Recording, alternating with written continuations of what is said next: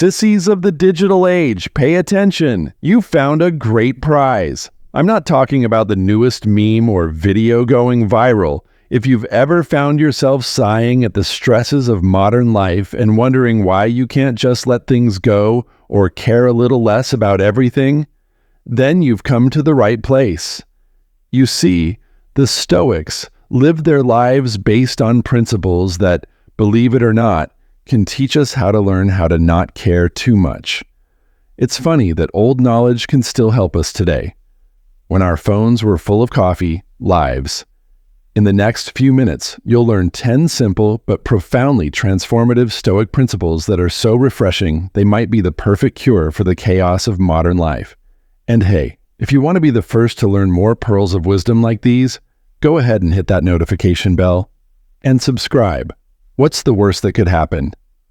You might learn something. Dare you even take that step? I dare you. Welcome to the interesting world of Stoicism, where old and new meet, and where we learn how not to stay calm and move on. Let's dive in. In the first case, what's inside release? What do Stoics control? It's a wet Tuesday, and this is what's inside without warning. You've just made the perfect cup of tea, but just as you're about to sip it, your cat knocks it over. In the past, you might have gotten angry and blamed Whiskers or even the universe for being against you. But here's a Stoic thought for you to think about. We suffer more in our imaginations than in reality. We have control over our reactions, so instead of letting our imaginations paint a gloomy picture of the day ahead, we can choose to laugh it off and brew another cup. Life will keep throwing us curveballs, but our reactions are completely under our control. So the next time your Wi-Fi goes down during that important Zoom call or your pizza arrives cold, take a deep breath. It's not the cold pizza that bothers us. It's how we think about it. Sophists accept the present too. Accept the present moment, Marcus Aurelius once said. Do not let the future bother you. You will arrive there if you cultivate your present. It's the 21st century, and our minds are racing faster than our internet speeds. But what do we miss most? Remember those times you walked through the park with your mind on tomorrow's tasks? Or those family dinners where your thoughts drifted to regrets from the past? We learn from the Stoics that every moment is a gift. So why waste it? Do not think about the past or the future. Being present is more than just paying attention. It's living life and enjoying your meals. Let go of yesterday's worries and tomorrow's regrets while listening to your friends and feeling the wind on your face. In the big picture of life, it's the little moments that make us happy. Sophists 3. Accept change as nature's way of things. Have you ever noticed how easily the seasons change? Winter's frost melts to bring spring's bloom, but when life changes, like a job loss, breakup, or move, we fight them. As Epictetus said, it's not what happens to you that matters, but how you react to it.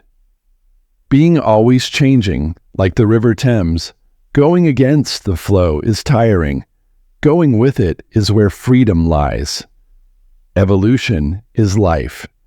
Rome wasn't built in a day, and neither are you. Each change, each twist and turn adds a new brushstroke to your painting. So the next time you find yourself on an unexpected side trip, remember that it's all part of the grand design. Sophists takes a break from external validation for. Let go of external validation.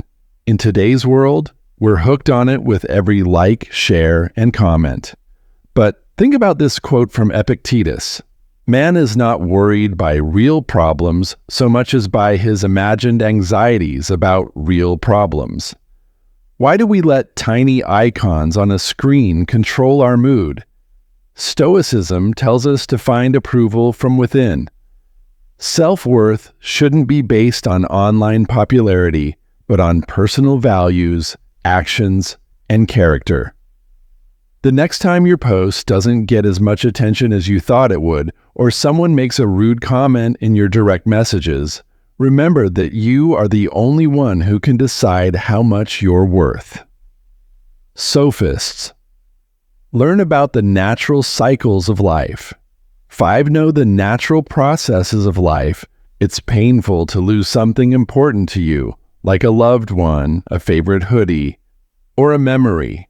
But as Marcus Aurelius said, loss is nothing but change, and change is nature's delight. In the vast ecosystem of existence, everything has its season. Trees lose their leaves and grow new ones.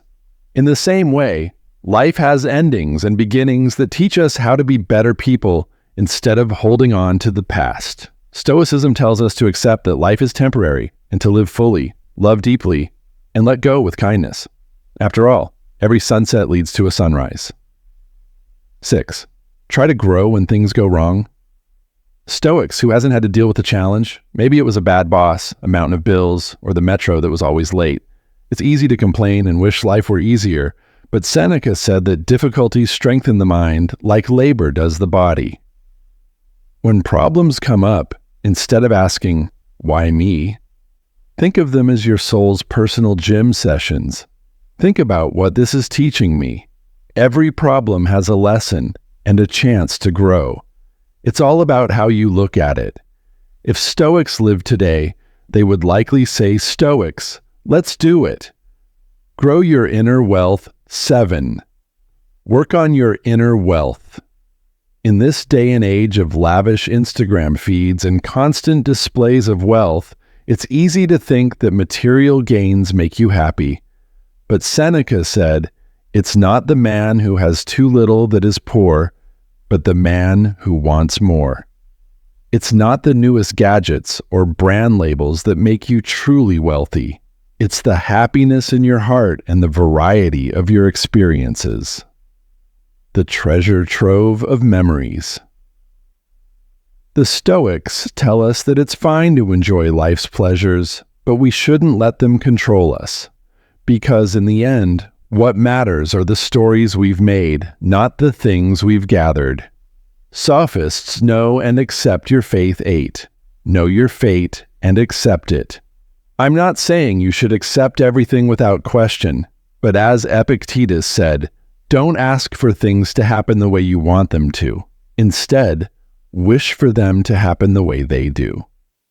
Life's many complexities are a mix of our efforts and the universe's plans.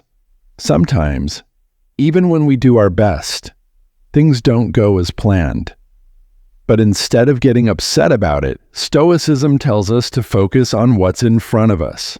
After all, the most interesting stories often start with the most unexpected turns. 9. Help other people.